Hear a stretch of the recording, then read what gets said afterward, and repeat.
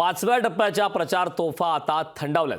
महाराष्ट्रात एकंदरीत 13 मतदारसंघात मतदान होणार आहे। देशभरातील 49 मतदारसंघात सोमवारी मतदान होणार आहे। जाहीर प्रचार संपला, आता गाठीभेटींवर भर आहे। महाराष्ट्रात शेवटच्या टप्प्याचं हे मतदान होणार आहे। लोकसभा निवडणुकीच्या 5व्या टप्प्याचं मतदान सोमवारी होणार आहे। तत्पूर्वी आज प्रचाराच्या तोफा थंडावल्या आहेत। 5व्या टप्प्यात महाराष्ट्रातील 13 मतदारसंघांमध्ये मतदान होणार आहे। गेल्या 12 ते 13 दिवसांपासून या लोकसभा मतदारसंघात महाविकास आघाडी आणि महायुती दिग्गज नेत्यांनी आपल्या उमेदवारांसाठी जाहीर सभा घेतल्या। तर महाराष्ट्रातील हे 13 मतदारसंघ, ज्यामध्ये दिंडोरी,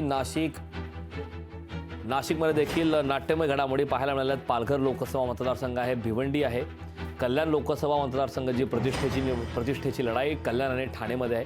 उत्तर मुंबई, उत्तर पश्चिम मुंबई, उत्तर पूर्व मुंबई, उत्तर मध्य मुंबई, दक्षिण मध्य मुंबई आणि दक्षिण मुंबई या सर्वच मतदारसंघामध्ये प्रचाराच्या तोफा आज थंडावल्यात। त्यामुळे आता काही तास हे मतदानासाठी शिल्लक असताना आता भेटीगाठीवर भर देण्यात आलेला आहे।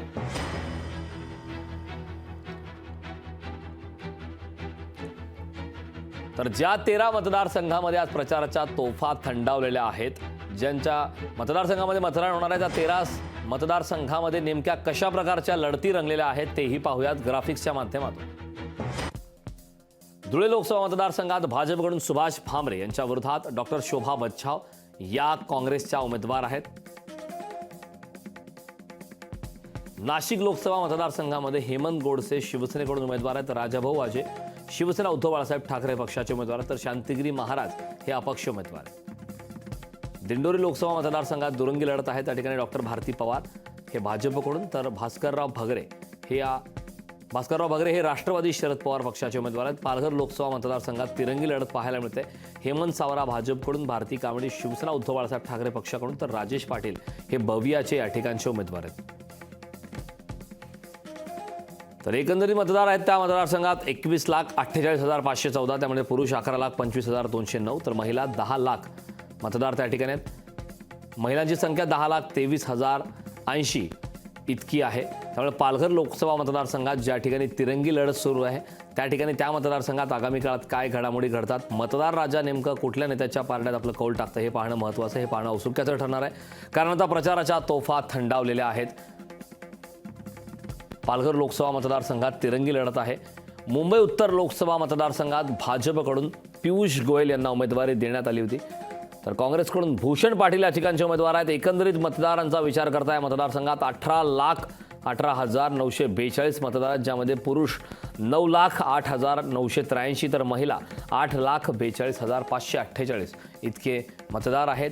त्यामुळे मुंबई उत्तर लोकसभा मतदारसंघ ज्या ठिकाणी उमेदवारी संदर्भात देखील संभ्रम होता, नेमकं या ठिकाणी कोणाला उमेदवार दिल्याचा प्रश्न होता।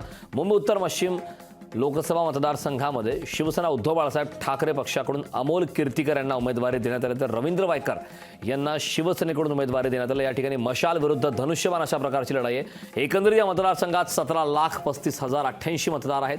पुरुष मतदार 9,38,365 आहेत, तर महिला मतदार 7,96,663 इतके मतदार या ठिकाणी आहेत।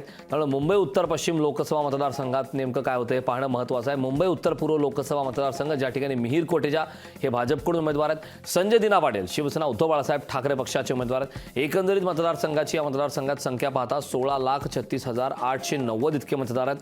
पुरुषांची संख्या 8,77,855 आहे, तर महिलांची संख्या या ठिकाणी 7,58,799 इतकी आहे। उत्तर पूर्व मतदारसंघामध्ये देखील कालच या ठिकाणी पैसे वाटल्याचा आरोप करून राडा झाला होता। मुंबई दक्षिण मध्य लोकसभा मतदारसंघामध्ये राहुल शेवाळे जे विद्यमान खासदार आहेत त्यांना पुन्हा शिवसेनेकडून संधी देण्यात आलेली आहे। अनिल देसाई शिवसेना उद्धव बाळासाहेब ठाकरे पक्षाकडून त्यांना उमेदवारी देण्यात आली आहे। त्यामुळे या मतदारसंघात देखील मशाल विरुद्ध धनुष्यबाण अशी लढाई। या ठिकाणी मतदार आहेत टोटल 5,02,335। पुरुषांची संख्या आहे 2,76,258, महिलांची संख्या आहे 2,44,036। मुंबई दक्षिण मध्य लोकसभा मतदारसंघात देखील अटीतटीची लढत झाल्याचं स्पष्ट आहे।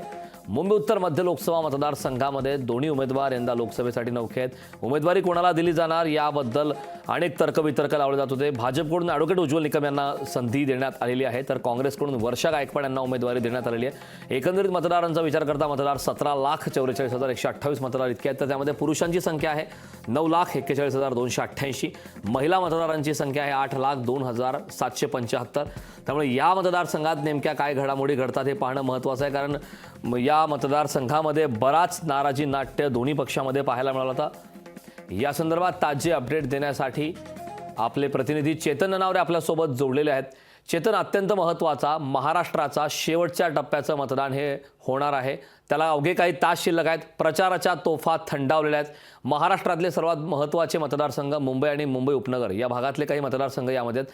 काय सध्या ताजी अपडेट आहेत? प्रचाराच्या तोफा थंडावल्यानंतर सध्या काय वातावरण आहे? निश्चितच आहे की हा प्रचाराचा समारोप आहे तो आपण पाहण्याजोगा होता. म्हणजे स्वतः शिवसेना उभाटा गटाचे प्रमुख उद्धव ठाकरे यांनी सहकुटुंब म्हणजे रश्मी ठाकरे, आदित्य ठाकरे आणि तेजस ठाकरे यांच्यासहित मुंबानगरीची आद्य देवता मुंबादेवीचं दर्शन घेतलं आणि आपल्या प्रचाराचा समारोप केला. दुसरीकडे ठाण्यासारख्या प्रतिष्ठित जागेवरती कुठेतरी मुख्यमंत्र्यांची प्रतिष्ठा पडायला लागलेली आहे. या ठिकाणी उपमुख्यमंत्री देवेंद्र फडणवीस आपल्याला अंतिम सभा घेताना पाहायला मिळाले. आणि तिसरीकडे मुख्यमंत्री एकनाथ शिंदे स्वतः दक्षिण मुंबईमध्ये यामिनी जाधव यांच्या प्रचारासाठी उतरल्याचं पाहायला मिळालं होतं. एकूणच मुंबईमधील जर आपण एकंदरीत वातावरण पाहिलं तर 6 जागांमध्ये सर्वात प्रमुख ज्या लढती पाहिल्या जात आहेत त्या दक्षिण मुंबईच्या जागेवरती आणि दक्षिण मध्यच्या जागेवरती. कारण शिवसेनेचा बालेकिल्ला आणि संपूर्ण देशाची आर्थिक राजधानी असलेल्या मुंबईची प्रमुख जर लोकसभा मतदारसंघ आहे तो दक्षिण मुंबई आहे. दक्षिण मुंबईमध्ये स्वतः अरविंद सावंत जे सावलीप्रमाणे उद्धव ठाकरेंच्या सोबत आहेत, त्यांच्या विरोधात यामिनी जाधव उभे आहेत. आणि दक्षिण मध्यमध्ये राहुल शेवाळे जे गटनेते आहेत लोकसभामध्ये एकनाथ शिंदे यांच्या गटाचे. त्यामुळे एकूणच या दोन्ही जागांवरती कुणाचा विजय होतोय, कुणाचा पराभव होतोय याकडे सर्वांचं लक्ष होतं. म्हणूनच मुख्यमंत्री आणि उद्धव ठाकरे हे दोघेही या 2 मतदारसंघांमध्ये अंतिम प्रचाराच्या वेळी पाहायला मिळाले. नक्की चेतन, या मतदारसंघामध्ये बरेच मतदारसंघ असे आहेत ज्या ठिकाणी प्रतिष्ठेची आणि अटीतटीची लढत पाहायला मिळते. खूप खूप धन्यवाद चेतन या सविस्तर अशा माहितीबद्दल. लोकशाही मराठी ऐका, पहा, जागरूक रहा.